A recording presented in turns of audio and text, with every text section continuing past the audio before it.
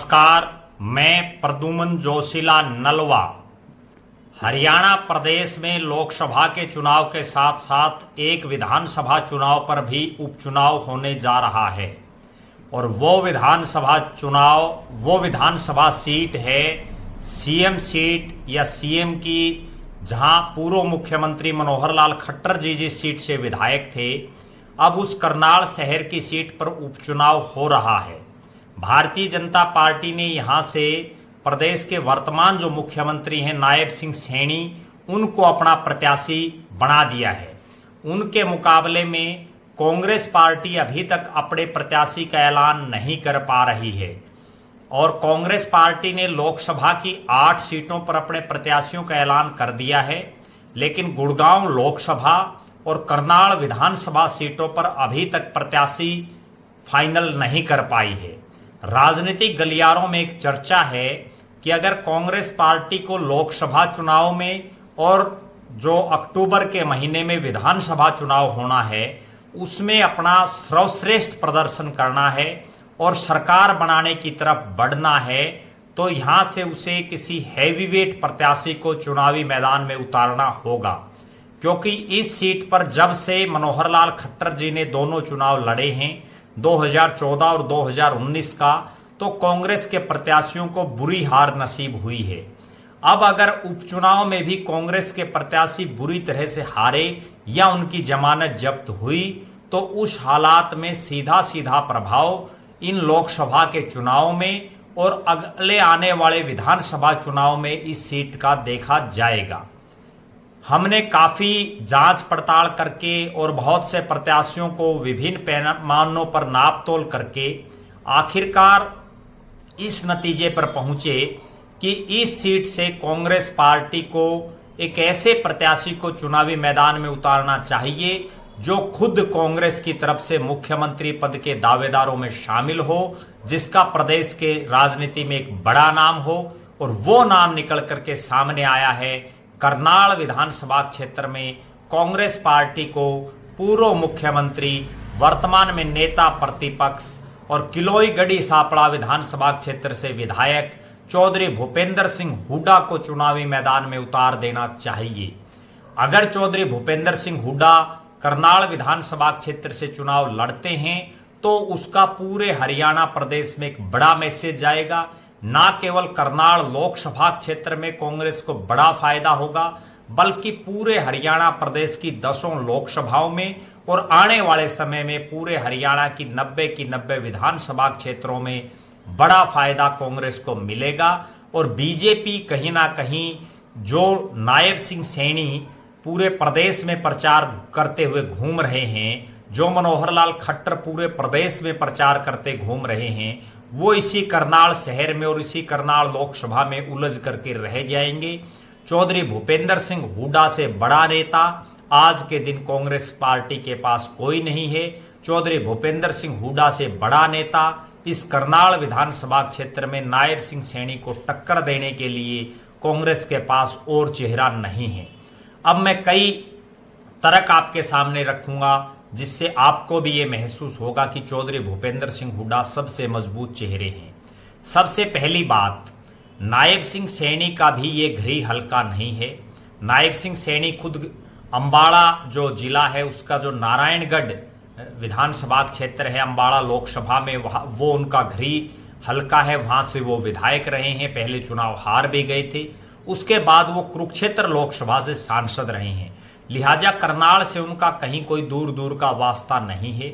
ये तो मनोहर लाल खट्टर जी ने मुख्यमंत्री से इस्तीफा देने के बाद करनाल की विधानसभा से इस्तीफा दे दिया, उनको पार्टी ने सांसद की टिकट दे दी। उस लिहाज से नायब सिंह सैनी को करनाल से पार्टी ने चुनाव लड़ाया। तो लिहाजा चौधरी भूपेंद्र सिंह हुड्डा रोहतक लोकसभा के गढ़ी सापड़ा किलोई से आते हैं, तो उस लिहाज से दोनों ही बाहरी रहेंगे। कोई ये नहीं कह पाएगा कि हल्के का कैंडिडेट है या बाहर का है। लिहाजा भूपेंद्र सिंह हुड्डा नायब सिंह सैनी के से यहां मुकाबला कर सकते हैं। दूसरी बड़ी बात, करनाल लोकसभा क्षेत्र से भारतीय जनता पार्टी ने पूर्व मुख्यमंत्री मनोहर लाल जी को चुनाव लड़ाया हुआ है। वहीं कांग्रेस पार्टी ने भी उनके मुकाबले जो है सोनीपत जिले के दिव्यांशु बुद्धिराजा को यहां से चुनावी मैदान में उतारा है, तो हुड्डा साहब के चुनाव लड़ते ही दिव्यांशु का चुनाव भी उठ जाएगा। इसके अलावा प्रदेश के जितने बड़े नेता रहे हैं, जो मुख्यमंत्री रहे हैं, चाहे वो चौधरी देवीलाल हो, वो भी समय समय पर अपने हलके से, अपने जिले से बाहर चुनाव लड़ते रहे हैं। उन्होंने तोशाम से चुनाव लड़ा, आदमपुर से चुनाव लड़ा, सोनीपत पार्लियामेंट से चुनाव लड़ा, रोहतक लोकसभा से चुनाव लड़ा, घिराई से चुनाव लड़ा, वो राजस्थान से भी चुनाव लड़े, पंजाब से चुनाव लड़े, तभी वो राष्ट्रीय स्तर के नेता कहलाए। चौधरी ओम प्रकाश चौटाला की बात करें, उन्होंने भी नरवाना से चुनाव लड़ा, उचाना से चुनाव लड़ा, तो अलग अलग जिलों में वो चुनाव लड़ते रहे। इसके बाद अगर हिसार लोकसभा का भी चौटाला साहब ने चुनाव लड़ा। अगर बात करें चौधरी बंसीलाल की, उन्होंने भी जो है अपने तोशाम जो घरी हलका है उसको छोड़ करके भिवानी शहर से उन्होंने चुनाव लड़ा।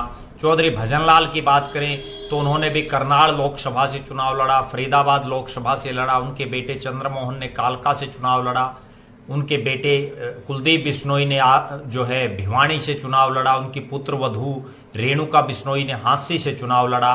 तो निश्चित रूप से तमाम जो बड़े चेहरे हैं, चाहे राव बीरेंद्र सिंह का परिवार हम देख लें, जो प्रदेश के मुख्यमंत्री रहे, उन्होंने भी अलग अलग लोकसभाओं, अलग अलग विधानसभा क्षेत्रों से चुनाव लड़ा। चौधरी भूपेंद्र सिंह हुड्डा इकलौते ऐसे नेता हैं जो अपने हलके से बाहर नहीं जा रहे। हालांकि पिछली बार उन्होंने अपने साथ लगती सोनीपत लोकसभा से चुनाव लड़ा और वो हार गए थे बुरी तरह से, लेकिन अब उनको एक बहुत बड़ा कदम उठाते हुए, क्योंकि सारे निर्णय चौधरी भूपेंद्र सिंह हुड्डा और उदय भान जी को ही लेने होते हैं प्रदेश में, तो उनको खुद आगे बढ़ करके ये कहना चाहिए कि पार्टी मुझे करनाल से चुनाव लड़ाए, मैं सबसे मजबूत प्रत्याशी हूं, पूरे हरियाणा में मेरे नाम का डंका बजेगा। और खुद चौधरी भूपेंद्र सिंह हुड्डा को ये पहल करनी चाहिए कि करनाल से मैं चुनाव लड़ूंगा। अब मैं दो जो पिछले विधानसभा चुनाव हैं उनमें करनाल में क्या हालात रही कांग्रेस पार्टी की, उस पर मैं थोड़ा सा जो है दर्शकों को बताना चाहूंगा। जब 2014 का विधानसभा चुनाव हुआ, मनोहर लाल खट्टर जी ने चुनाव लड़ा करनाल से बीजेपी की टिकट पर, उनको 82,485 वोट मिले। और उनके मुकाबले जिन्होंने चुनाव लड़ा, जयप्रकाश गुप्ता, वो इंडिपेंडेंट उन्होंने चुनाव लड़ा, उनको मात्र जो है 18,712 वोट मिले। जबकि जो कांग्रेस के प्रत्याशी थे यहाँ सुरेंद्र नरवाल, वो चौथे नंबर पर रहे और उनको 12,804 वोट मिले, बुरी तरह से चुनाव हारे। इसके बाद अगर बात करें 2019 के विधानसभा चुनाव का, मनोहर लाल खट्टर जी दोबारा से यहां से प्रत्याशी रहे बीजेपी के, उनको 79,906 वोट मिले। उनके मुकाबले यहां इस बार कांग्रेस ने जरूर प्रोग्रेस की और यहां सरदार त्रिलोचन सिंह को कांग्रेस ने टिकट दी, उनको 34,718 मत मिले। कुल मिलाकर के कहने का अभिप्राय यह है कि इस चुनाव में अगर कांग्रेस पार्टी को कुछ करना है, अगर कांग्रेस पार्टी को ना केवल करनाल बल्कि पूरे हरियाणा प्रदेश में कुछ करके दिखाना है, तो यहां अपने सबसे बड़े नेता चौधरी भूपेंद्र सिंह हुड्डा को चुनावी समर में उतार देना चाहिए। जब चौधरी भूपेंद्र सिंह हुड्डा और नायब सिंह सैनी, क्योंकि कांग्रेस की तरफ से मुख्यमंत्री पद के सबसे प्रबल दावेदार हुड्डा साहब हैं, बीजेपी की तरफ से सिटिंग सीएम नायब सैनी हैं, और दोनों का जब मुकाबला होगा, हार जीत किसकी रहेगी, कितने वोट आएंगे, उसके बाद हरियाणा प्रदेश की जनता को ये समझने में आसानी होगी कि विधानसभा चुनाव में किसकी सरकार हरियाणा में बन सकती है। वो उन्हीं के साथ लग जाएंगे। बेशक चौधरी भूपेंद्र सिंह हुड्डा के लिए वो इलाका नया है, लेकिन नायब सिंह सैनी के लिए भी तो नया है। और जब दोनों प्रदेश के नेता हैं तो हरियाणा के जितने ओपन विधानसभा क्षेत्र उनमें कहीं से भी वो चुनाव लड़ सकते हैं। इससे पहले के मुख्यमंत्रियों ने भी लड़े हैं, पहले भी जो बड़े नेता रहे हैं उन्होंने लड़े हैं। तो निश्चित रूप से मेरा ये सुझाव है और कांग्रेस पार्टी के लिए बड़ा फायदेमंद रहेगा।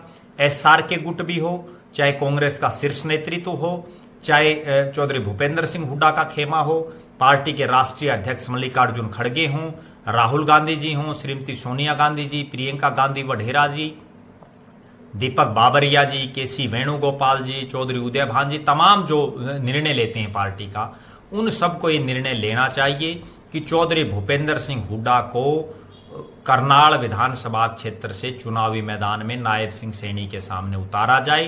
दूध का दूध, पानी का पानी हो जाएगा। सबको ये पता चल जाएगा कि 2024 में किसकी सरकार हरियाणा में बढ़ सकती है, जनता जो है उस तरफ झुक जाएगी। और हो सकता है 2005 में जब विधानसभा के चुनाव में कांग्रेस को 67 सीटें आई, अगर चौधरी भूपेंद्र सिंह हुड्डा करनाल का ये रण जीतने में कामयाब हो जाते हैं तो हरियाणा में 90 में से 90 सीटें भी कांग्रेस की आ सकती हैं। कोई बहुत बड़ी बात नहीं होगी, उसके आसपास कांग्रेस खड़ी हो सकती है। ये साहसिक फैसला चौधरी भूपेंद्र सिंह हुड्डा को और कांग्रेस पार्टी को तुरंत ले लेना चाहिए। आप लगातार हमारे साथ बने रहें, हमारे फेसबुक पेज को लाइक और फॉलो करें, यूट्यूब पर चैनल को सब्सक्राइब करें, बेल आइकन घंटी का बटन अवश्य दबाएं, वीडियो को ज़्यादा से ज़्यादा शेयर करें, अपने बहुमूल्य कमेंट्स अवश्य लिखें। बहुत बहुत धन्यवाद। आपका अपना प्रद्युमन जोशीला नलवा।